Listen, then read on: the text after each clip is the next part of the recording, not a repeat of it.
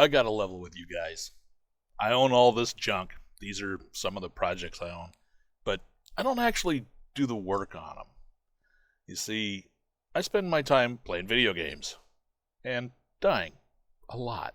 So you might ask yourself, okay, who does all the work? Well, it's not me. It's garage gnomes. Little creatures that come out at night and they work on my junk. No, not my junk vehicles. Because everything I own is pretty much junk. Sometimes it's shiny junk, sometimes it's not. This is one that was not shiny junk. It was a daily driver. Something I used to pull my race car, in air quotes, to the racetrack.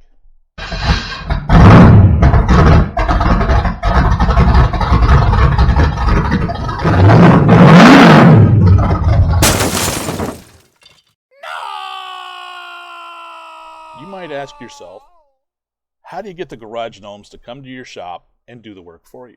Well, you have to find out what the garage gnomes really, really want.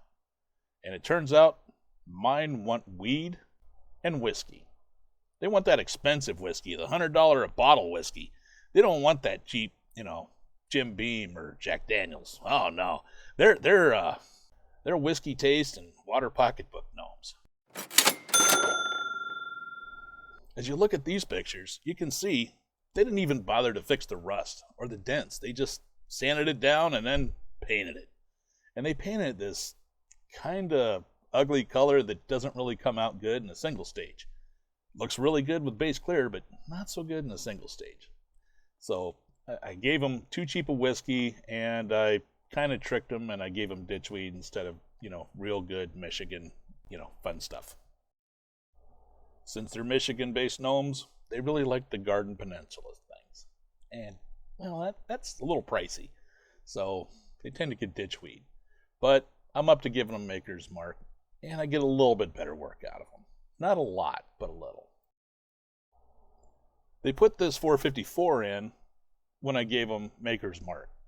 So now they're putting a LS engine in it and lowering it the right way. They changed the springs and the spindles and threw a set of wheels and tires on that'll actually clear everything now that it's lowered the right way. On the bright side, if you give them good parts, they'll actually do pretty decent work, usually. Like putting 5.3 heads on this, not really a 5.3 short block. I'm going to tell everybody it's a 5.3, but it's not quite. Anyway, I brought the parts, they put them in, and now I'm just waiting for them to get everything else done, hook it all up. After they got the engine done, I come out to the shop, and I'm looking around, and I find this thing. And I'm like, what are they going to do with that?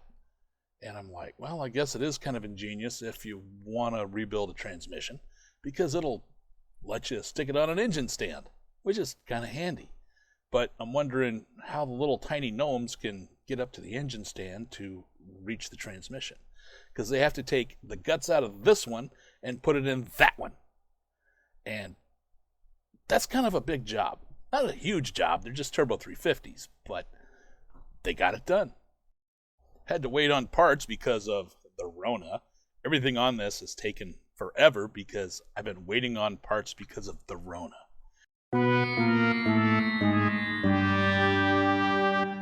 Anyway, they got the transmission done. Now if I could just get them back to welding on this thing and finish the damn quarters so I can put it back on the frame and take up less room in the shop, I'd be happy.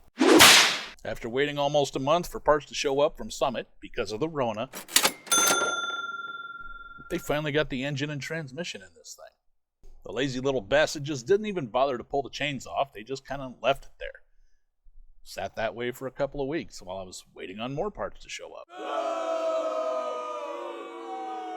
As good as the gnomes are, when they're drunk and stoned, you gotta check their work, man. And I lifted the truck up, took a look underneath, and you can see how bad the rust was. They just painted over it. But here's the big problem. The engine mounts move the engine forward, so the cross member doesn't line up, and you can see there's nowhere to move it forward because the cap mount's there. So what are you gonna do?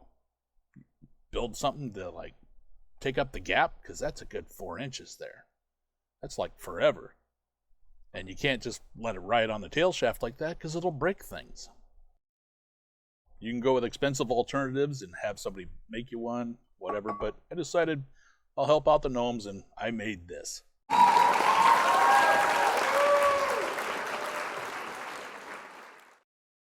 I welded it together out of a couple of chunks of angle iron, and it pretty much works.